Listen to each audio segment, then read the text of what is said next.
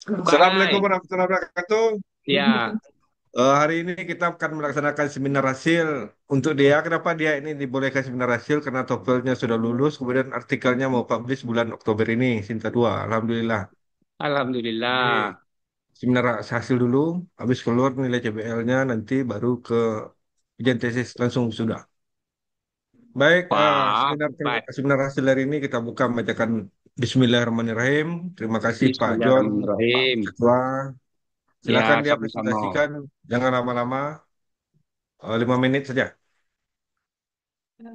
Okay, thank you so much, my supervisor and another.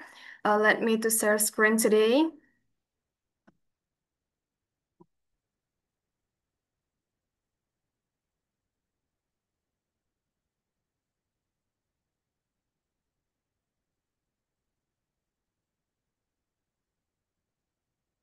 Okay, Assalamualaikum warahmatullahi wabarakatuh.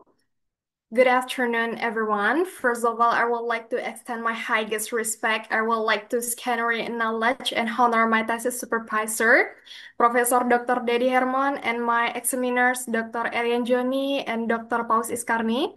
It's a great privilege to me to present my work before you today. My name is Sarah Madea Samsaputri, and today I'm pleased to present my research title is Sustainability of Community Social Resilience in Flood Mitigation and Adaptation in Camperegansi, Riau, Indonesia. Okay, first, I want to begin from the abstract. That's my abstract, and I will to explain the abstract. This research examines how community in Camperegansi, Riau province in Indonesia address recording flood not only from physical perspective but also from perspective of social resilience and sustainability. It is said to understand not only how vulnerable the area is, but also strong community in adapting and sustaining preparedness. My presentation will consist at four main parts. First one, I will provide a background of the study. Second, I will to explain the research method. Third, I will present the key findings, results. And finally, I will offer several recommendations for communities, local government, and future research. And let me to begin with the background. We know flood are among the most frequently and damaging natural disaster in Indonesia. Kampar is particular variable because of the location in Central River. We know the Kampar River and the Siak River. Kampar is although mitigation efforts have been implemented. They still primarily focus on physical infrastructure such as embankment in decas. Meanwhile, the capacity of local communities, their knowledge, preparedness, and organization strengths remain relatively weak.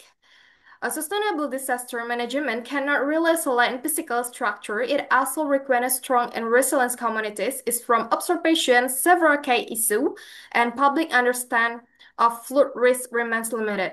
Community participation in preparedness mitigation active is low. Government support a strengthening community disaster risks.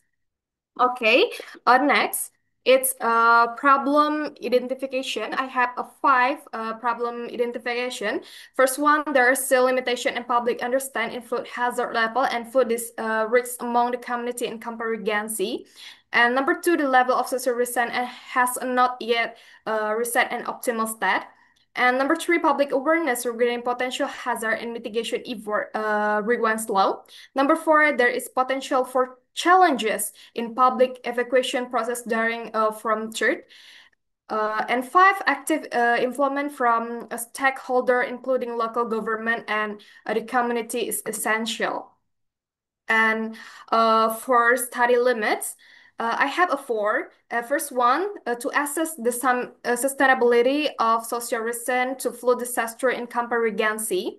Number two, the assessment include at Regency within Indonesian kabupaten level. That's number three. The result divide the community level social resilience, determine and indicator health, education, disaster awareness, social capital, social caution and disaster preparedness.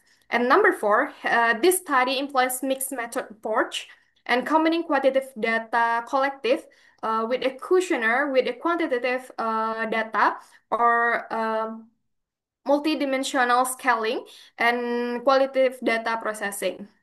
Next one. To address the gap, this study aimed to answer the my research equation. First, what is a current level in fluid vulnerability in Campari-Gansi? Second, what is sustainability status of social risk in flood mitigation and adaptation? And third, which attribute or factor are most in frequency in saving social reasons? By answering this equation, I can provide a clear basis, a target, and effective disaster management strategy. Now, that's led me to explain the method used in the research. I apply to mixed method approach to gain comprehensive understanding of the situation and quantitative data. We collect through a survey with respond living in the flood areas or across Kampar. I also conduct qualitative interview to capture local perspective and insight for analysis. I employed for vulnerability scoring to classifying risk level and use the multidimensional scaling and method to calculate sustainability index of social resilience. And then moving on the findings for my result. These maps of the Kampar Regency. And my results show the Kampar vulnerability is a primary shaven by its geographical and environmental characteristic, being located in central river basin with extensive wetland, combined with deforestation and expansion statement, has reduced natural capacity to absorb flood weather. Flood events are typical seasonal, peaking between November and April, and cause repeat disruption in livelihood infrastructure and social service. Okay, this is a map from a flood vulnerability map of Campari-Gansi. I also create this map to visual areas risks, high vulnerability zone that show in range of map are connect along the Kampar Repair, especially in Kampar Kiri and Tapung Hulu sub-district. Their high vulnerability areas also have the lowest social reason score, showing the subchannel overlap between a physical risk and a weak community capacity. Next one. This analysis of sustainability index and status social resilience in flood in Campari-Gansi. And for overall, the sustainability index social recent in comparison, it just 49.06 categories all as less sustainable. This means that while some components of resilient excite, they're not yet strong enough to ensure long-term adaptation and preparedness. Okay, that's first one, social dimension. That's with a rapid ordination with multidimensional scaling. We can see that's one. Index it just 46.08, less sustainable. And for education dimension, it just 49.76 of, and it's less sustainable too. And then next one, that health dimension, it just 510.12, and economic dimension to 510. It's moderately sustainable. And then for analysis of sustainability sensitive attribute. And this is, we can see leverage of attribute. It's health, economic, education, and social. We can see concrete level analysis identify the most influential attribute that could significantly improve resilience and strength. This include the vulnerability or emergency shelter during flood, activities volunteer group that can mobilize quickly, operational access to health care facilities even during disaster, and participation in community and social activities that build trust network, proposing that attribute can have the most significant positive impact to overall resilience. Next one. This sustainability index value at the four dimension. That's my diagram. And this is summarized imbalance across dimensions, social, education. Effects are lagging behind, therefore require the most urgent and focused intervention to active the balance and sustainable resilience provide. That's my conclusion for my thesis. I have a conclusion for the thesis. That's the first one. Height of flood's vulnerability and comparison height vulnerable in flooding due to low land topography, high rainfall, and frequent overflow of major river in the Kampar and the Siak River. And number two, moderate low resilience sustainability. Community social resilience to flood categories are as moderate to low, indicating situational adaptation and mitigation capacity. And three, weak social structure dimension. Social dimension, education, health, social capacity, preparedness, disaster awareness, robust structure, and cultural awareness to disaster management. And number four, this case sensitive attribute with the MDS analysis multidimensional scaling. I have a four two that for one active participation in disaster preparedness. Number two, access to disaster information and education. Number three, social solidarity and community network. And number four, role of social institution in risk education. And last, this underdeveloped local adaptation model, exciting adaptation strategy like a full local potential integration and inclusive community involvement hindering comprehensive social resilience. And for recommendation, I have a three recommendation too for local communities, for local government, and for future researches. Next, it's documentation for my thesis from my research. Next one. Okay, thank you very much for the all and back to my supervisor, Profesor Dr. Dedihan. Silakan tutup apanya presentasinya. Tutup. Baik, yang pertama silakan Pak Erin Juni lah dulu ya Pak Ketua. Ya, yuk lanjut. Oke. Sip. Bismillahirrahmanirrahim. Assalamualaikum warahmatullahi wabarakatuh. Yang saya hormati Pak Prof sebagai Ketua, Pak Paus Ikarni, Pak Doktor, Ketua sebagai Sama-sama, Pak Pak Sege. pembahas ya. Selamat buat Dea. Ada beberapa catatan dari Bapak buat Dea. Yang pertama, kalau tujuan penelitian itu jangan mengetahui lagi ya. Dia ini sudah di tingkat S2 ya. Menganalisis lagi. Coba coba dia perbaiki itu.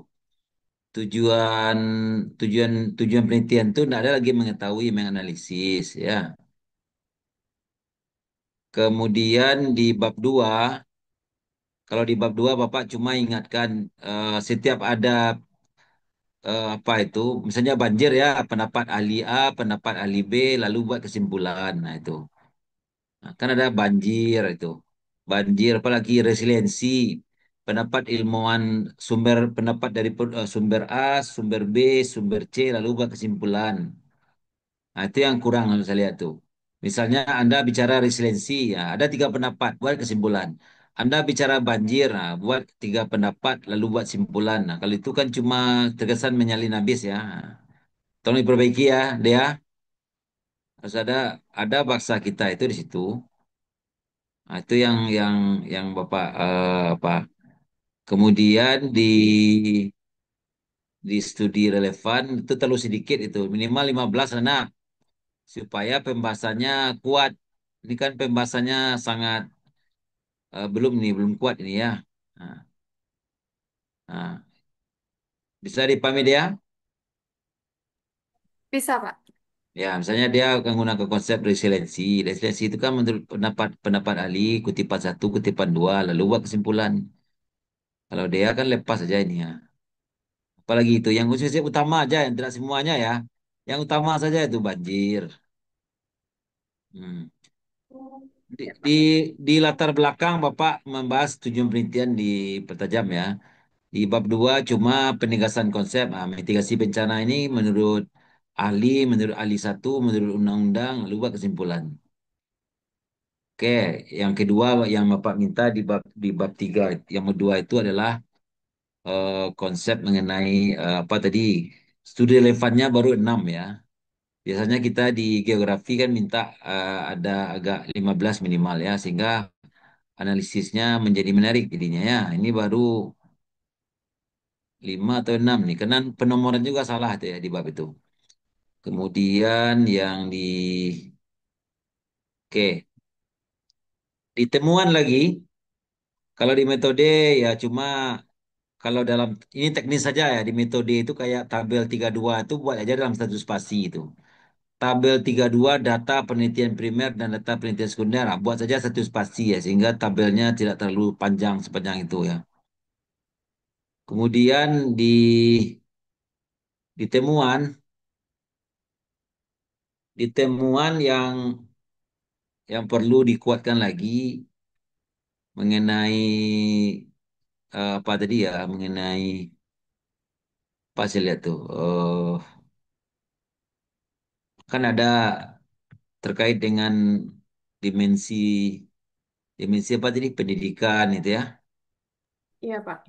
Ekonomi. Kalau pendidikan itu dikaitkanlah dengan sekolah ramah bencana. Nah, lihat di peraturan pemerintah tentang sekolah siaga bencana SSB itu, kami dengan Pak Prof Hermon dulu pernah pengabdian di Pariaman itu. Bagaimana merancang sekolah siaga bencana pada SMP dan SMA yang berada di pinggiran laut ya. Nah, saya tidak melihat itu sekolah siaga bencana ya. Kemudian apa kaitannya dengan ada nggak kurikulum di sekolah itu atau ekstrakurikuler yang yang berkaitan dengan resiliensi ya, resiliensi masyarakat itu, siswa itu dalam menghadapi bencana. Lalu ada pengajaran mungkin mungkin tidak cocok dengan tidak cukup dengan pelajaran geografi saja ya, mungkin saja di pelajaran lain atau di kegiatan ekstrakurikuler yang lain. Nah, itu dua ya, di pendidikan itu kaitkan antara di mana masuknya antara kurikulum dengan sekolah kebijakan sekolah siaga bencana. Di kesehatan, di ranah kesehatan itu perlu, saya tidak melihat adanya variabel kampanye. Nah, sosialisasi mengenai program kesehatan dalam menghadapi bencana itu belum nampak itu.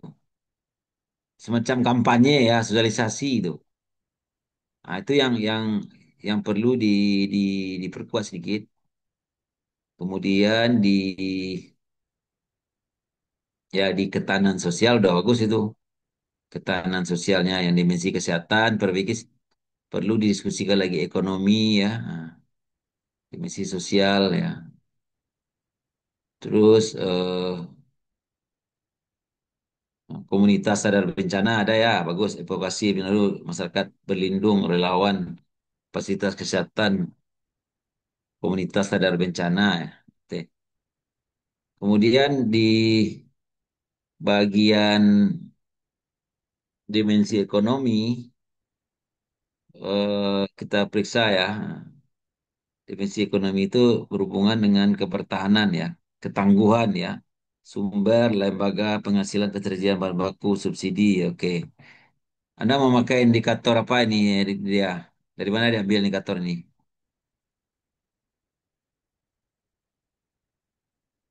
Oke ya. Dari buku atau dari undang-undang itu? Oh, yang itu Pak dua Pak dari undang-undang satu dan juga dari buku Pak dan dari jurnal juga Oke, diambil udah Pak. bagus. Jurnal ya. Jadi ada perpaduan tiga sumber ya, jurnal, undang-undang, dan dari buku ya. Buku itu misalnya buku yang dikeluarkan oleh Badan Nasional Penanggulangan Bencana Daerah ya. Kan dia punya punya indikator-indikator itu. Kemudian perkuat pembahasan ya karena terlalu sedikit ini karena buku jurnal Anda baru 6 buah ya. Nah, itu makanya apanya tidak tajam ya. Oke, baik.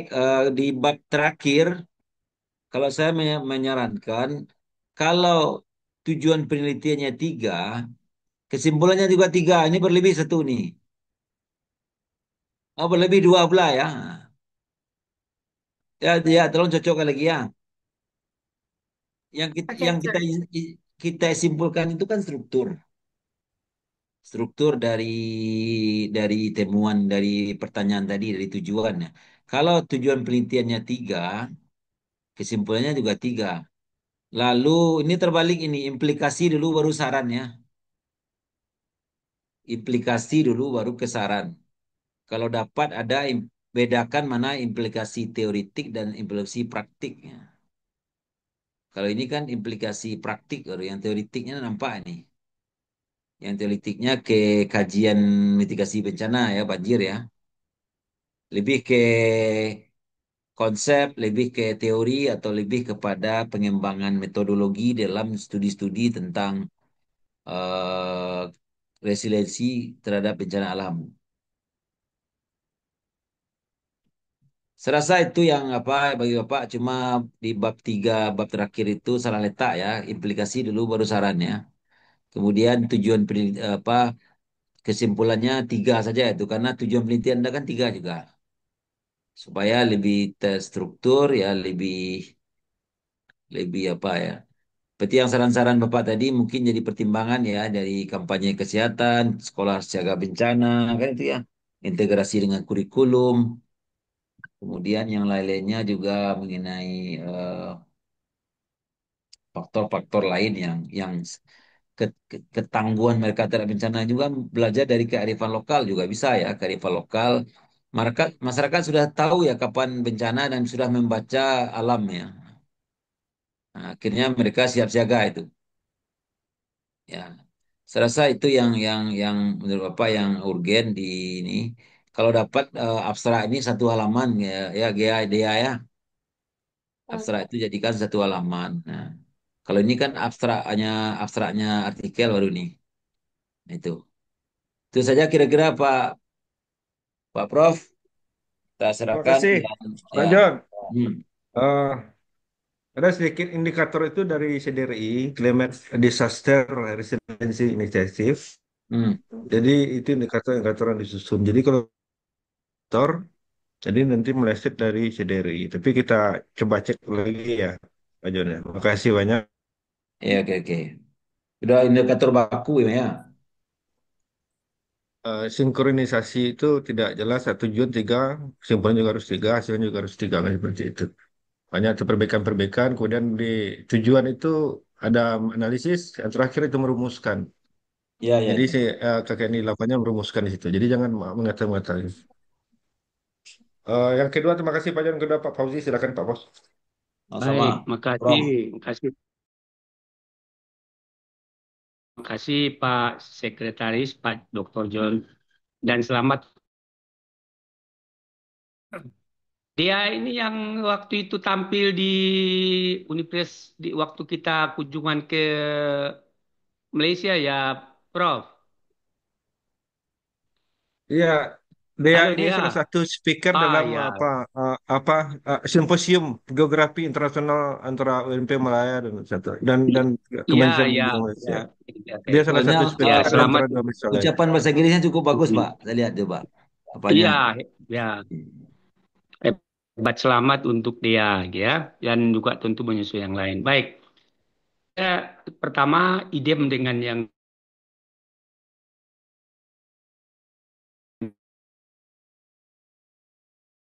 Dan sedikit saya ingin tambahkan juga dari tadi ya apa yang disampaikan oleh Pak John tadi. Salah satu uh, apa namanya, salah satu kata kunci yang kemukakan oleh dia adalah sustainability, ya kan gitu ya, masuk pembahasan ini tadi. Memang seluruh variabel yang perlu dianukan dengan cukup ya. Nah, tapi salah satu concern yang memang itu baik dia apa maupun yang lain, tetapi pada akhirnya simpulan itu tentu mengacu juga pada apa, sustainability. Ya, bagaimana masyarakat di sana itu betul-betul bisa apa sustain dengan persoalan tadi bencana itu, ya, variabel mungkin baku dianukan, tapi apakah memang sudah cukup diungkapkan, ya. Bagaimana mereka untuk sustainable, ya, sustainability-nya itu gimana? Jadi saya kira tentang itu dia, ya, tadi sudah disarankan juga. Tapi fokus pikiran saya di sini salah satu adalah sustainability. Tolong diperluas, diperdalam. Bagaimana memang kemampuan dengan persoalan bencana banjir itu, ya, baik dia misalnya ketika banjir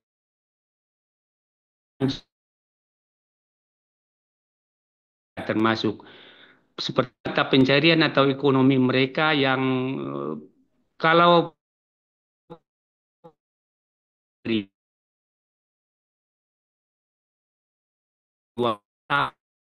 bagaimana mereka apa namanya untuk hidup sustainable dengan persoalan itu. Ya, ini contoh dari segi tempat tinggal. Mungkin perlu diungkapkan bagaimana mereka itu membangun rumah, ya, rumah-rumah panggung.